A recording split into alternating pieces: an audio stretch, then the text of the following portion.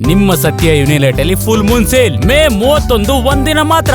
ಸತ್ಯ ಯುನಿಲೆಟ್. ಮುಖ್ಯಮಂತ್ರಿಗಳು ರಾಜೀನಾಮೆ ನೀಡುವ ನಿರೀಕ್ಷೆ ಇತ್ತು. ಇದು ಶಾಕ್ ಏನಿಲ್ಲ. ಹೀಗಂತ ಮಂಡ್ಯದ ಮದ್ದೂರಿನಲ್ಲಿ ಮಾಜಿ ಸಂಸದೆ ಸುಮಲತಾ ಅಂಬರೀಶ್ ಹೇಳಿಕೆ ಕೊಟ್ಟಿದ್ದಾರೆ. 2 ವರ್ಷದಿಂದ ಅಧಿಕಾರ ಹಂಚಿಕೆ ಚರ್ಚೆ ನಡೀತಿದೆ. ಯಾರೇ ಸಿಎಂ ಆದರೂ ಒಳ್ಳೆಯ ಆಡಳಿತ ಕೊಡಬೇಕಷ್ಟೇ.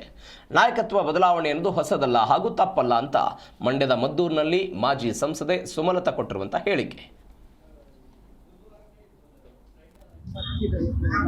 ನಾನು ನಮ್ಮ ಮದುವೆ ಆದಾಗಿಂದಲೂ ನಾನು ನೋಡ್ಕೊಂಡು ಬರ್ತಾ ಇದ್ದೆ. ಅದೆಷ್ಟು ಜನ ಬರ್ತಿದ್ರು, ಸುಸ್ತಾಗೋದು. ಪ್ರೀವಿಯಸ್ ನೈಟಿಂದ ಸ್ಟಾರ್ಟ್ ಆಗೋದು, ನೆಕ್ಸ್ಟ್ ಡೇ ಮಧ್ಯಾಹ್ನದವರೆಗೂ ಸಾಯಂಕಾಲದವರೆಗೂ ಜನ ಬರ್ತಾನೆ ಇರೋದು. ಇವರು ಒಂಥರ ಸುಸ್ತಾಗ್ಬಿಟ್ಟು ಆ ಟವಲಲ್ಲಿ ಆ ಬೇವ್ರನ್ನ ಒರೆಸ್ಕೊಂಡು ಮತ್ತೆ ಊಟನೂ ಮಾಡ್ತಿರ್ಲಿಲ್ಲ, ಟೈಮ್ ಸಿಗ್ತಿರ್ಲಿಲ್ಲ. ಅಷ್ಟೊಂದು ಜನ ಪ್ರೀತಿಯಿಂದ ಅಭಿಮಾನಿಗಳು ಕರ್ನಾಟಕದ ಮೂಲೆಯಿಂದಲೂ ಅವ್ರ ಕೈಲಿ ಅವ್ರು ಬಯಸ್ಕೊಂಡ್ರು ಒಂದು ಆಶೀರ್ವಾದ ಅಂತ ಸಾವಿರಾರು ಜನ ಬರ್ತಿದ್ದಾರೆ. ನಾನು ನಮ್ಮ ಮದುವೆ ಆದಾಗಿಂದಲೂ ನಾನು ನೋಡ್ಕೊಂಡು ಬರ್ತಾ ಇದ್ದೆ. ಅದೆಷ್ಟು ಜನ ಬರ್ತಿದ್ರು, ಸುಸ್ತಾಗೋದು. ಪ್ರೀವಿಯಸ್ ನೈಟಿಂದ ಸ್ಟಾರ್ಟ್ ಆಗೋದು, ನೆಕ್ಸ್ಟ್ ಡೇ ಮಧ್ಯಾಹ್ನದವರೆಗೂ ಸಾಯಂಕಾಲದವರೆಗೂ ಜನ ಬರ್ತಾನೆ ಇರೋದು. ಇವರು ಒಂಥರ ಸುಸ್ತಾಗ್ಬಿಟ್ಟು ಆ ಟವಲಲ್ಲಿ ಆ ಬೇವ್ರನ್ನ ಒರೆಸ್ಕೊಂಡು ಮತ್ತೆ ಊಟನೂ ಮಾಡ್ತಿರ್ಲಿಲ್ಲ, ಟೈಮ್ ಸಿಗ್ತಿರ್ಲಿಲ್ಲ.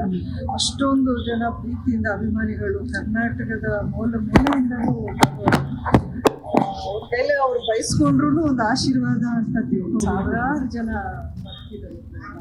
ನಾನು ನಮ್ಮ ಮದುವೆ ಆದಾಗಿಂದಲೂ ನಾನು ನೋಡ್ಕೊಂಡು ಬರ್ತಾ ಇದ್ದೆ.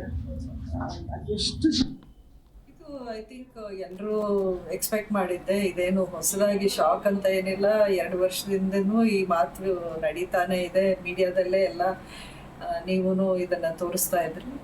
ಖಂಡಿತ ಯಾರಿಗೂ ಏನು ಇದು ಶಾಕಿಂಗ್ ನ್ಯೂಸ್ ಅಂತೂ ಅಲ್ಲ. ಆದರೂ ಯಾರೇ ಇರಲಿ, ಸಿ ಎಮ್ ಆಗಲಿ, ಯಾವುದೇ ಸರ್ಕಾರ ಬರಲಿ, ಒಳ್ಳೆ ಆಡಳಿತ ಕೊಡಬೇಕು ಅನ್ನೋದು ಜನ ಅಂತೂ ಎಕ್ಸ್ಪೆಕ್ಟ್ ಮಾಡ್ತಾರೆ. ಅದನ್ನು ಅವ್ರು ಕೊಟ್ಟರೆ ಸಾಕು. ಸಿದ್ದರಾಮಯ್ಯ ಅವರು ಯಾಕೆ ಬದಲಾವಣೆ ಆಯಿತು? ಅದು ನೀವು ಅವ್ರನ್ನೇ ಕೇಳಬೇಕು, ನನ್ನನ್ನು ಕೇಳಿದ್ರೆ. ನೀವು ಕಾಂಗ್ರೆಸ್ ಹೈಕಮಾಂಡ್ನ ಕೇಳಬೇಕು, ಪಕ್ಷದ ವರಿಷ್ಠರನ್ನ ಕೇಳಬೇಕು.